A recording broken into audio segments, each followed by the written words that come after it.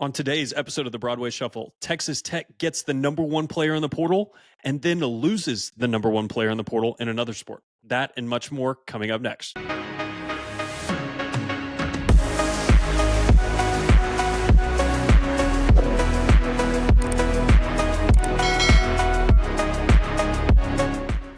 Welcome to episode 70 of the Broadway Shuffle. No Brennan tonight. He is enjoying a wedding. We wish him well. It's just going to be me, Clayton, and Conrad today.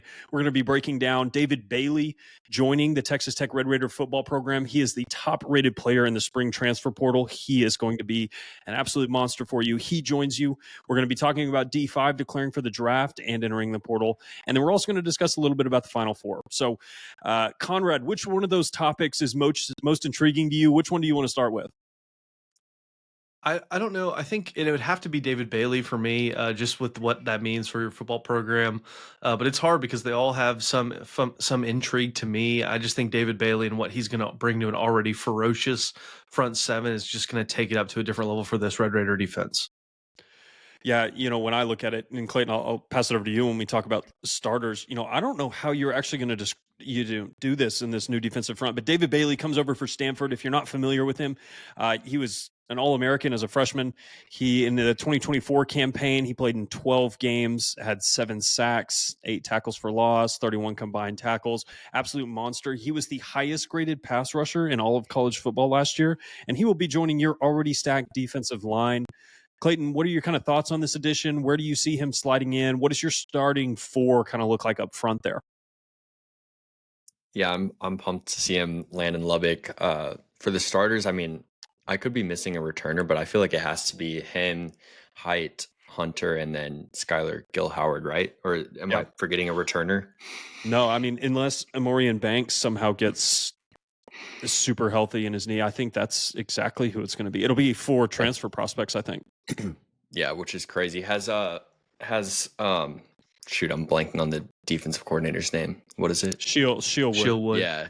Has he run a 4-man front in the past? Yeah, he runs that odd. It's called the East Coast defense, where it's kind of a 4-man front, but it's really like a 3-man front. So you run what they call a dog position, who's kind of like the best way that it's described, like the ideal dog position is Will Anderson. Now, not every defense is going to have Will Anderson, but it's like a 6'2", 6'3" guy that can also drop in coverage. So you technically have a nose tackle, and then you have 2 defensive ends. But really, it's often constructed as a 4-man front with 2 guys in the back. So it kind of still plays like a 4-2-5 or a 4-3, but it's technically aligned as a 3-4. That's how it's technically described. Gotcha. Yeah, I mean, I'm super excited to see this D line. I mean, it's got to be the best defensive line we've had in a long time. Sorry, go ahead. Yeah, that's exactly where I was going to go. I don't think we'll have to do our roster breakdowns, but outside of maybe Baylor and TCU, I think those are the only teams that are going to challenge you from pure talent standpoint. But Lee Hunter was the top defensive tackle available. This guy, top 3 defensive end in the entire transfer portal window. And, Romello Height, also, probably a top 5 guy at that spot. I mean, this is going to be defensive line talent that you haven't seen ever. And now you still got to stay healthy. And that's not to mention the guys that you have behind him. You're going to have Dylan Spencer coming back from injury. You're still going to have Terrell Tillman, who led you in sacks last year. You're going to have guys like Isaiah Crawford that are coming up. You've got you've got a lot of talent there. I'm going to be interested to see who departs in the spring portal window, because you were 10 or 12 scholarships over the limit going into the spring. You've added an additional guy, and there's rumors of you adding a wide receiver. There's going to be an exodus kind of towards the end of the spring, and I'll be interested to see kind of how they cut those numbers down. Yeah, my thought with specifically Bailey coming in and adding him to this talent is you already had to manage and consider how these parts were going to fit together, right? How these pieces were going to mesh on the field when it comes to, game 1 in August. But now it's almost sitting here thinking there's 2 different ways that you can look at coaching, right?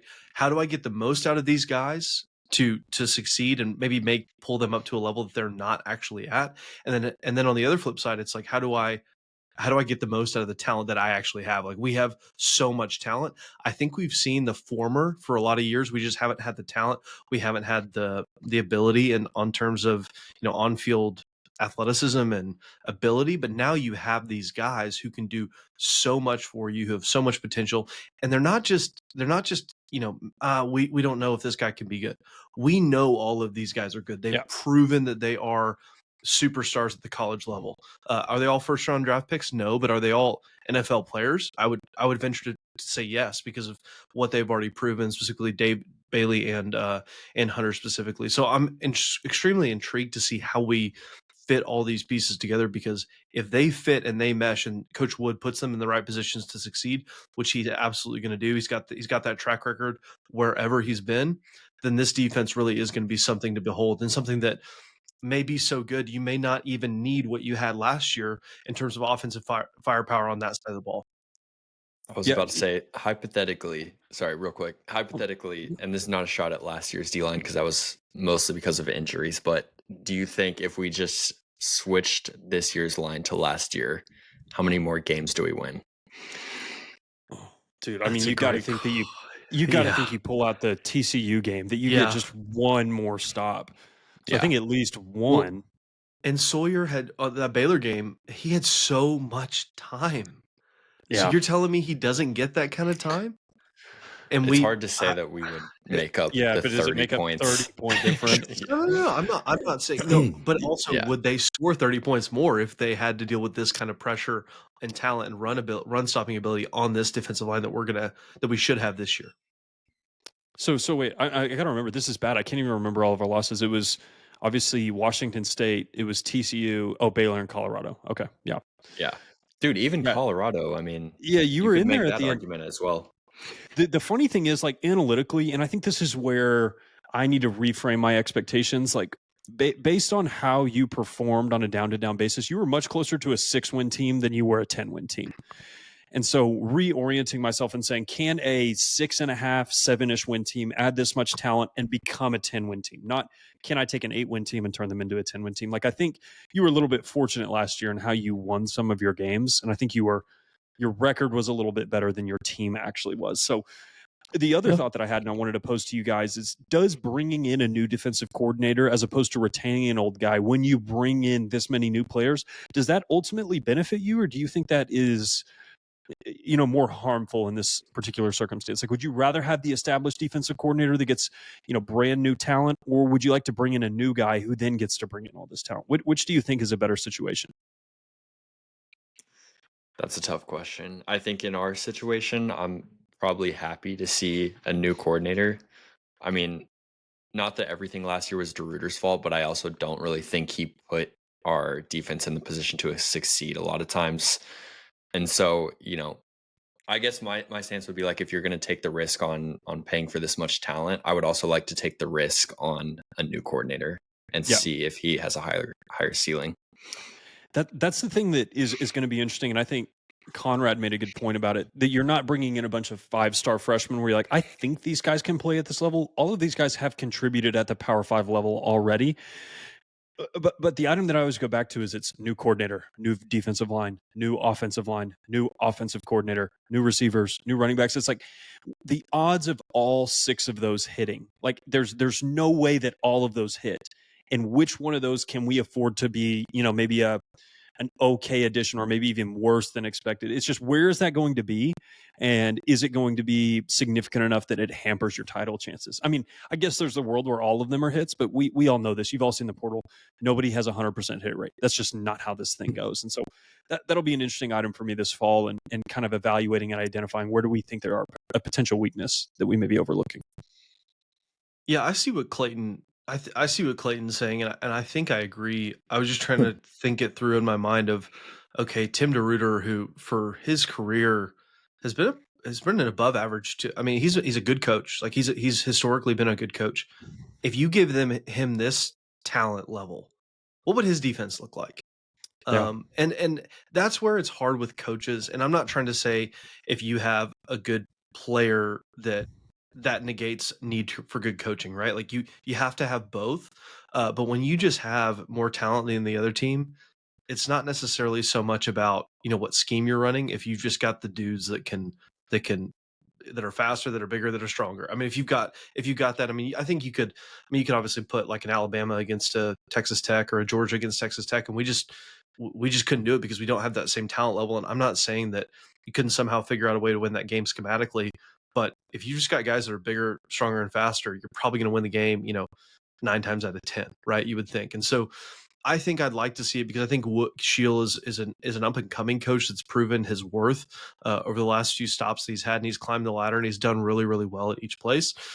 So I'd probably go with the new coach, with the new talent as well, because there's no way that they would be signing off, that Coach Wood would be signing off on all these guys if he didn't think, yeah, Bailey fits my scheme, Hunter fits my scheme, Wisniewski fits my scheme. So what I want to do on defense, and at the same time, it's you adjust to what you have.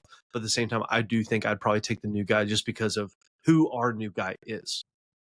Yeah, and I think that's a good point on Wood. The nice thing is, one, he had a better defense than you in the same conference last year with what I think is significantly worse talent. Now, we've talked about it ad nauseum. DeRuyter had external circumstances that really hindered his ability. You lose your top 4 edge rushers basically 3 games into the season.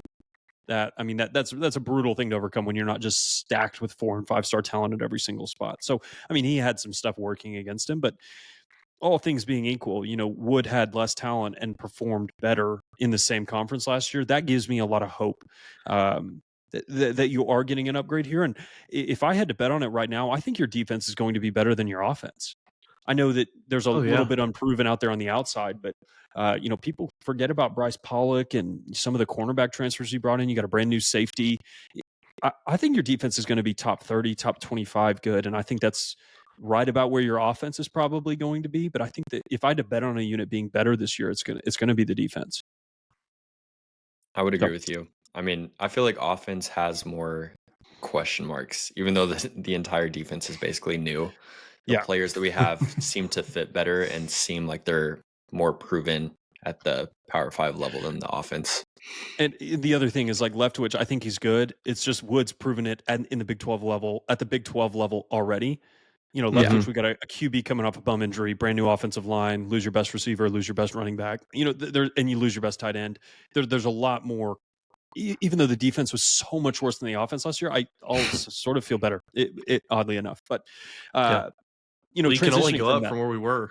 I can't tell you how many times I said that during the Cliff and the Wells years. There is always room to go down. I promise you. Thinking of the portal, though, the portal giveth and the portal taketh away.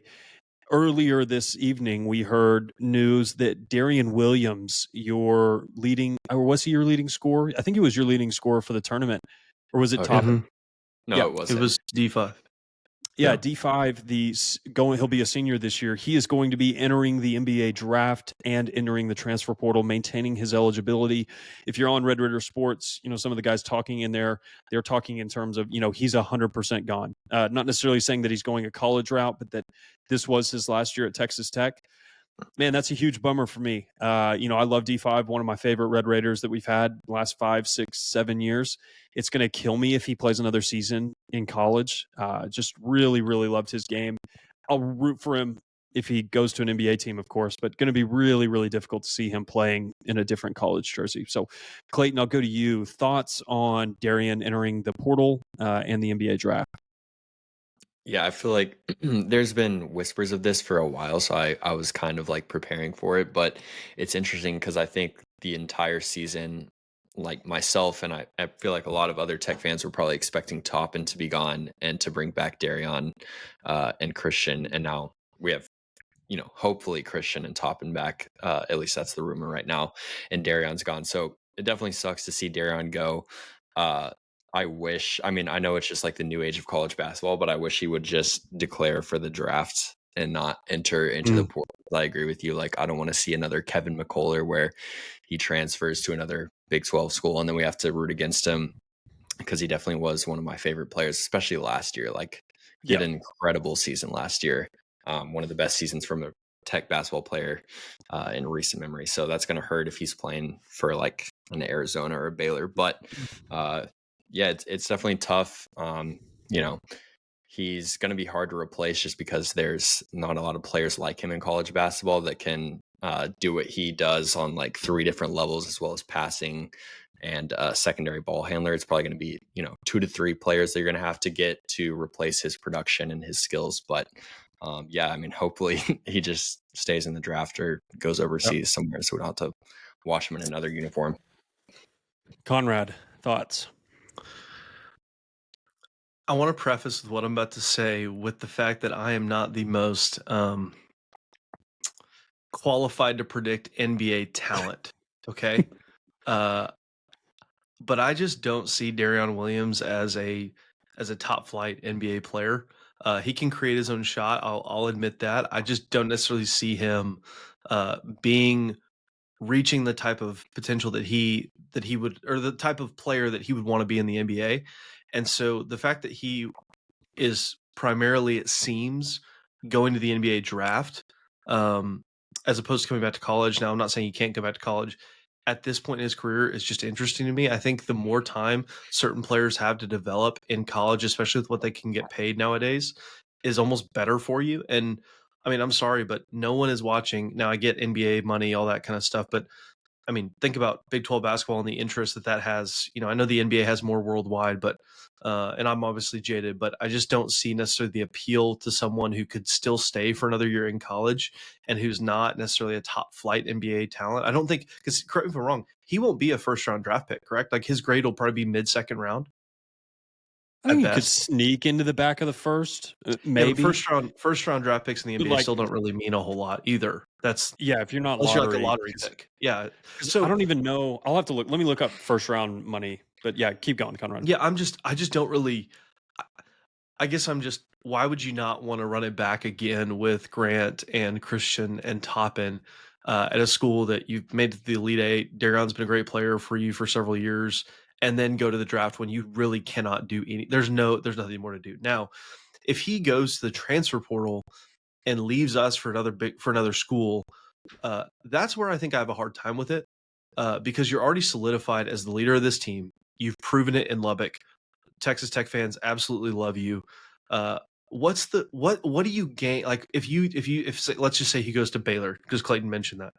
I just don't really see how that would be a better place for him after he spent his whole career or his last 2 years in Lubbock, and then going to another big. Like, what do you gain from that? Like, it's a new setting, and you're not going to have a Toppin or a Christian, so it just wouldn't make sense to me. I don't understand him going to the draft. This is just my opinion. And then I don't understand why you wouldn't want to come back to the place and play at the place with a great coach and a fantastic supporting cast that loves you and loves Texas Tech basketball. So I think those are my opinions. I don't know if you guys would have any rebuttals to that. I just don't necessarily know that I totally get it, unless it's 100% motivated by money. And if we can't pay to the level that he expects, then I guess we can talk about it from that front. But that's not the way I'm thinking about it. But that could very well be the kicker there. Yeah, I feel like. Go ahead, Clayton.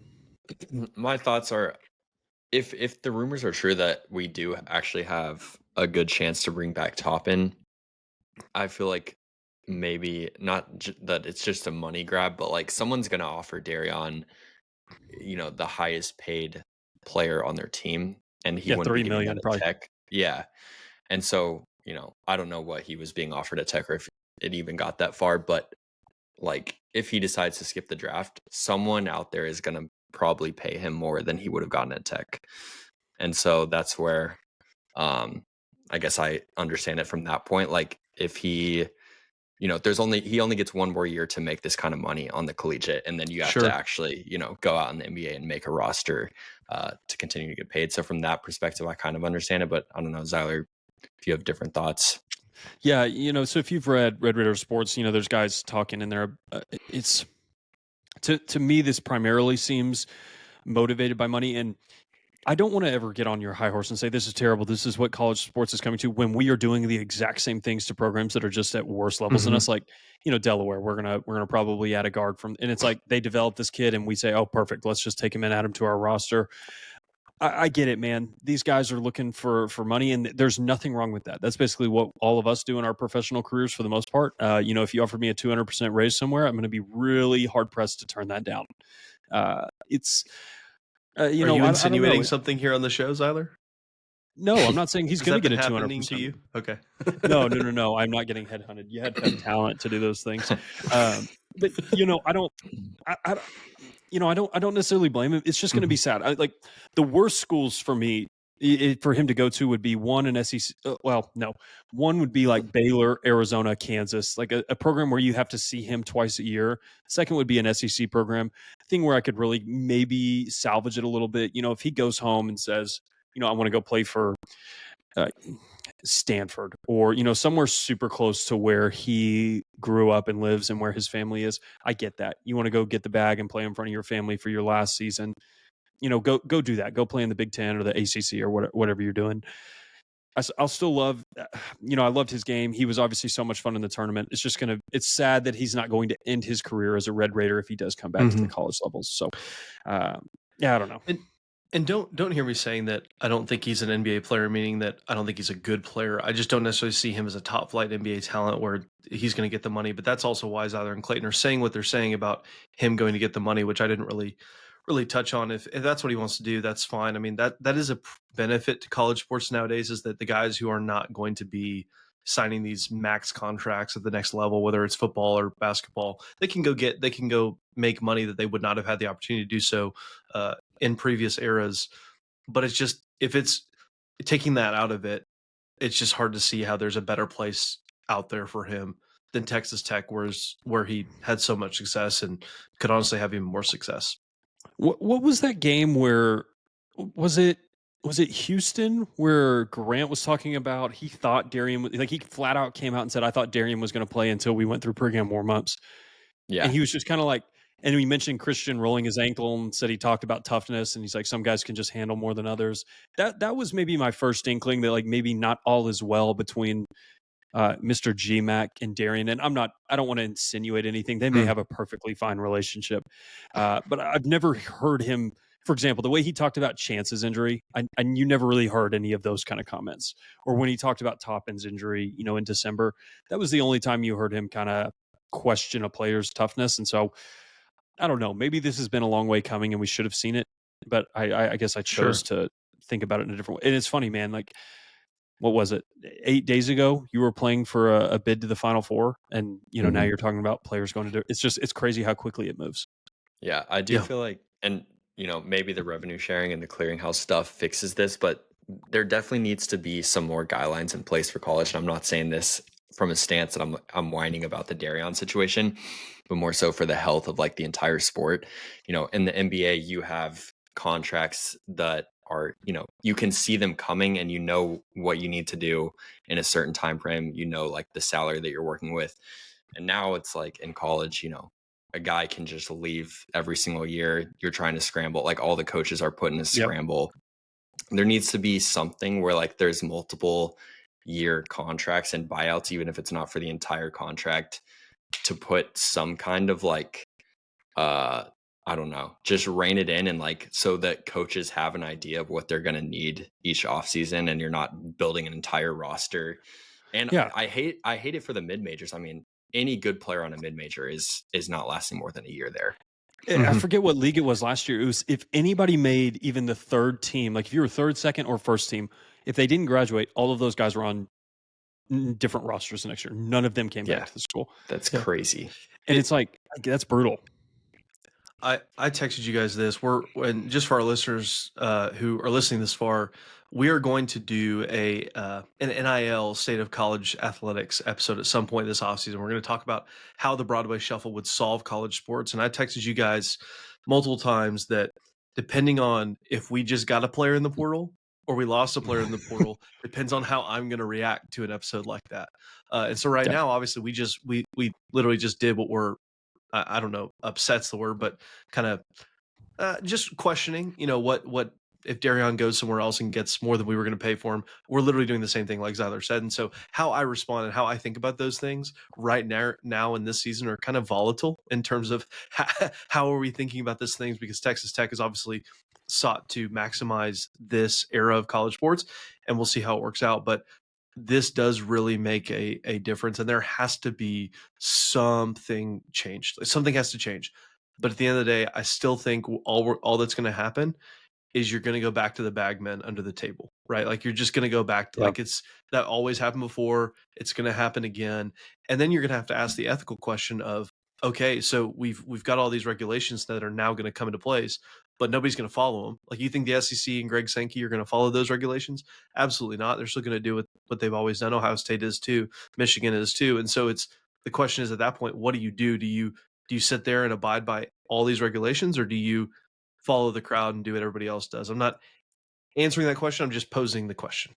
Yeah, it's funny. Like when I think about the clearinghouse, and if you're not aware of what that is, the House Revenue Agreement essentially caps the amount of money that can be distributed to student athletes, which is, kind of absurd on its face, but it's like $20.5 million for the 2025-2026 year.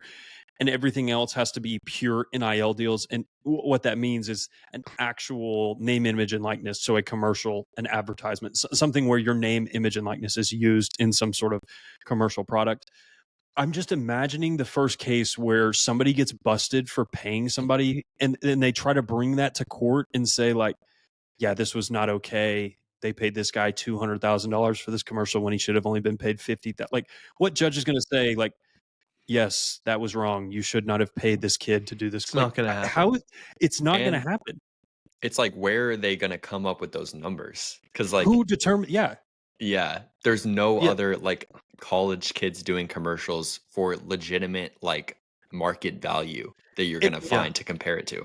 Exactly. And like, what if they end up setting the market value where it's like, yeah, D1 at the Big Ten level, guys that do radio commercials, look at the market, they're worth $65,000 if he does 10 of these. It's just like there is no existing market. It's not. And there's no data. There's no data to back anything up. It is going to take one lawsuit and this whole thing's going to blow up. Undoubtedly. I just wonder how long this is going to last. I mean, like I'm trying to put myself in a donor's shoes. Like, unless, your team is making Final Fours routinely, winning championships, I'm not going to be willing to just keep, especially if I see like, I'm not going to name a specific player, but I will name a specific player, Devin Cambridge. If I was the donor that put forth like $400K for him and then I see him leave the team mid-year, am I going to want to keep doing that year after year? Yeah, you got to think the guys that are actually donating. I don't know. And this transitions us kind of well into the Final Four. Let's say you're a Duke booster. You probably paid for the most expensive roster. Maybe Arkansas had the most expensive roster, or Indiana. How motivated are you to continue paying for rosters like that? If you believe that, like, what does that dynamic look like? Do you eventually get fed up with the coach? Do you withhold money? Do you? It's a weird situation. It's a really weird situation. You can't guarantee that X amount of dollars spent will result in something for sure, right? Like, 100%. Ohio State had the most expensive college football roster in history, known at least that we know about, and they won the national championship, so it worked out for them. But like what you just said about Duke, it's like how, like money, these donors, I don't know, all these donors that have their different businesses and put up all this cash, and they're free to do that. And we thank you for investing in college sports because that makes college sports better and more entertaining for all of us. But most people don't have millions or $400,000 to invest in college sports. And so if you think about that and you don't get the results that you think you're paying for, that just has to sour your taste on what you're actually doing. And so if it doesn't pay off, like I'm not trying to use Texas Tech football as an example, but I will. But if you pay for all these guys and you don't at least get to a Big 12 championship, what's the incentive to do it again? Not that you will be able to do it again, as far as we know right now, but how do you? I just don't know, because money will dry up. It's not like the NFL and the NBA and the MLB where you've got these massive advertising and marketing contracts coming in and infusing more money into the sport every year. There's not as much money in college sports as there is in pro sports, and so it's a really difficult thing to think, I want to give this money when I don't know that I'm going to get a return on it, especially with what we saw with Duke. And that's where when you see the SEC and the Big Ten, most of them are already bigger athletic departments. Now, some of them, Northwestern, Rutgers, Maryland, Vanderbilt, Mississippi State, things like that are smaller. But all of those schools that are wealthier than you, so A&M, UT, OU, well, maybe not OU, Arkansas, schools like that, they're also getting an extra $25 million a year from ESPN, Fox, and things like that you're not getting. So That's just where I really think you're going to start to see, especially in the coming years, where that starts stacking year over year over year, where maybe they don't have to tag their Mhm. boosters at all. And they can pay more than what you can with boosters. And so what does that eventually look like? I think it's going to be 2030 before you eventually get a resolution on super conferences and things like that. But, we're probably getting a little bit too in the weeds for NIL. I did want to transition into the Final Four. I know both of you guys watched the game last night. I'm going to start with that Houston game. I mean, what an unbelievable comeback. I never really wrote off Houston, but I thought with about 4 or 5 minutes left, I just didn't think they had the shot making. I thought Duke was too good. What an unbelievable comeback. Probably the best Final Four game I've ever seen. I don't want to be prisoner of the moment. Maybe there's some better ones that I'm missing. I know probably the Kentucky game where the Harrison twin hit that shot in the corner to take the lead with a couple seconds left has to be up there. But man, that was unbelievable. I couldn't believe it. Yeah, it was. I mean, there's been 3 unreal comebacks this March. 2 of them involved tech games. This one was probably the most unlikely in my mind. Like, I mean, they held Duke to 1 made field goal in the last 10 minutes of the game, which is absurd for a team with the talent like Duke. Yeah, I agree with you. Even when they got it down to like 4 with, I can't remember how much time was left. So I never really thought they'd actually win the game. Yeah, when they got the technical and they shot a Yeah. free throw, I was like, oh man, Mhm. it's over. Yeah, I thought the same thing. I thought it was over. And I feel like, you can argue like the levels of choke between the 3 games, the Tech Arkansas, Tech Florida, and then Duke Houston. I feel like Duke made the most like self-inflicted mistakes to lose that game out of those 3 teams. They couldn't inbound the ball. Yeah.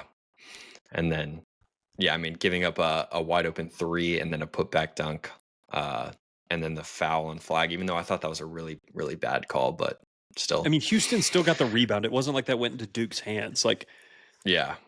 there's a Agreed. there's a chance Yeah. they went down and hit a 3 and it made it work. Also a chance they missed. But yeah, I think Duke's Yeah. was the bigger choke just based on you're the best team in the country by a significant margin in the Completely best, agree. like And you best make Final Four you've ever 1 seen. field goal. Yeah. Yeah. And Well, to me, the awareness at the end, like Duke took that shot with flag with probably 6-7 seconds, and then Houston Yeah. was able to get it all the way down to 4 seconds. Giving Tyrese Proctor the ball when they finally broke the press, you're 65% free throw shooter, and he dribbled it out like he was going to make those shots. Like, man, disappointing result if you're a Dookie. Yeah. Man, Well, so yeah, go ahead, Conrad. I do want to let our listeners in on the Broadway Shuffle group text. Typically, we keep these texts in house, but I need to embarrass myself with what happened yesterday, last night. I sent a text, and I don't know how much time was left in the game. I know Duke was up by a significant margin. I said Blue Devils with a on fire sweating emoji at 9:47, and then at 9:58, I sent another text that says, "If Duke wins tonight and Monday night, I win the bracket challenge," with laughing faces. And so I was feeling really good about my chances to come out on top. And I was even preparing my little monologue about how some people think Conrad doesn't know basketball. And so I was getting a little bit excited, which may have contributed to the loss. I don't know. And so it was an embarrassing moment for me because I was really excited that Duke was going to win it all. But that just shows you what happens in March. It doesn't always work out. And Houston, credit to them. I mean, they played a fantastic last few minutes of the game, which inevitably led to them winning. But also, I mean, how you have to feel really disappointed if you are Cooper Flagg or John Shire, or any of those Duke boosters or any of those Duke players. I mean, that's probably an all time. And again, I get it. It's, you don't want to be a prisoner of the moment, but that is a big time choke from the Duke Blue Devils. Yeah, and then moving into the Auburn Florida game, Florida to me is impressive. Like, I don't want to say that they're not elite. They clearly are. They're one of the best teams we've seen in the last 5 to 7, 8 years. Man, their matchup against Houston, I feel like that is a clear advantage. Florida has to get out in transition. They don't really run a ton of good stuff in the half court. I think they're going to be incredibly reliant on Walter Clayton going God mode again, which he could. Like, he's done it 2 games in a row, 30-plus points in an Elite Eight and a Final Four is clutch and elite level shot making. But man, all the factors there are going to lean Houston for me. do you guys have any different takes or even any thoughts on that Florida Auburn game before we kind of just talk about that championship game real quickly? Yeah, I don't have. My takeaway, I guess, is like Florida's gotten down in 3 games this tournament by not insignificant margins, and it feels like that has to come back and bite them at some point. And I agree with you. Like, Clayton has been absurdly good these last 2 games. It also feels like he's maybe due for not a letdown, but just a normal game. And I feel like Uzon and Sharp and Wilson are players who can match up with him pretty well. And so I'd lean Houston. It's crazy, like the path that Auburn was on this year, just to talk about them for a second. I mean, most Q1 wins ever. But then at the end of the year, it felt like everyone kind of knew they weren't going to win the title, and they were right. So yeah, I saw that ever since they did that belt to ass video at the Kentucky game, they went 5-4. They were 30-2 before that. It's like as soon as they got incredibly cocky and arrogant, they barely were an above 500 team. So shout out to Bruce Pearl and his style of basketball. But it's go ahead, Conrad. No, I will say I am excited for the championship game, and maybe transitioning a little bit into that. I think it'll be a fantastic game. I'm going to pick the Cougars to win that game. I mean, they played fantastic all year, and I think Zyler's been the biggest supporter of the Cougars here on this show in terms of the style of basketball they play, their analytical profile. I mean, this is an absolutely fantastic Houston team that I think they're the better team in Florida, assuming that Walter Clayton doesn't do what he did the last 2 games. And so I'm excited for the game. I think it's going to be a fantastic game start to finish, and national championship games typically are. And so I think that's exactly what you're going to see tonight with the Houston Cougars and Florida Gators. You forget, Houston's gone into like the last 3 tournaments super injured, and then last year they lost Shed in the game to Duke. And it was just like, well, you can't even really do anything. And that kind of bad Duke team ended up winning. But yeah, this is the first time they've been relatively healthy, and look what happens. They're in the national title game. The Big 12 has a chance to have, 3 different teams win the last, 5 national titles, because you won in 21 and 22, and then you'd win in 25 if Houston's able to pull it off against Florida. That's a really incredible stretch, and wild to think that you had 3 different teams in the same conference capable of winning a title. I don't think there's really... Maybe the SEC can claim that, and I mean the Big Ten can't. They haven't won a title since the year 2000. But wild to think that you've got the depth in your conference to have different programs, and even you were 30 seconds away from winning a title. Really impressive. I'll be rooting for Houston. I think if it was TCU or Baylor or another Texas team, I wouldn't be rooting for them. But to me, I'm fine with Houston getting in there. I would love to see Kelvin get a win and then ride off into the sunset so we don't have to worry about them ever again. So that's my dream scenario. Go Cougars. Sampson would be the oldest coach ever to win his first national title, which would be kind of crazy.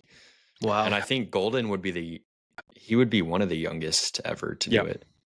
I trust the Houston staff so much more on a 48-hour prep window. For sure. I think they're going to be more prepared. It's going to come down to shot making like it always does, but Houston's so tough. But yeah, any other final thoughts on the game before we kind of wrap up tonight? No, I mean, Go Cougars. I guess my last thought would be this is probably one of the best, or at least most anticipated national championships we've gotten since Baylor Gonzaga, in my mind. So I'm just looking forward to the game. Yep. Clayton, are you picking the Cougars? Yeah, I'm picking Houston. I think Clayton has like a normal game, and I don't think Florida has enough offense against Houston's defense outside of him. Yep.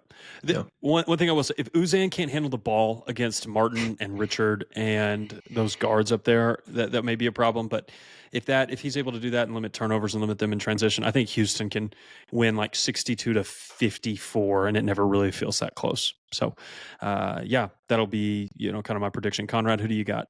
I've got the Cougars taking a Big 12 sweep here on the Broadway Shuffle. We do believe in our conference. So, and I would also love it in the year that the SEC is historically good at basketball if they don't win the title in March. I just think that would be, or in March Madness, obviously we're in April now, but I think that would just be kind of poetic justice. I wonder how Greg Sankey would feel about that. We do not negotiate with terrorists, so we'll probably never find out. So, yeah, guys. Well, thank you for hopping on tonight. We appreciate it, Brennan. We wish you well. We look forward to talking to you guys again. We'll release another episode on Thursday. If you've made it this far, I imagine you already are, but like and subscribe, hit that little notification button so you get alerted on the various times that we decide to go live and talk about different things, and also when these episodes come out. So, yeah, thank you guys for tuning in. We appreciate it. We'll be back later this week. And yeah, looking forward to the off season and breaking down some football teams, doing some basketball portal stuff. It's going to be a fun time of the year. So for Conrad and Clayton and I, thanks, and we'll see you guys next time.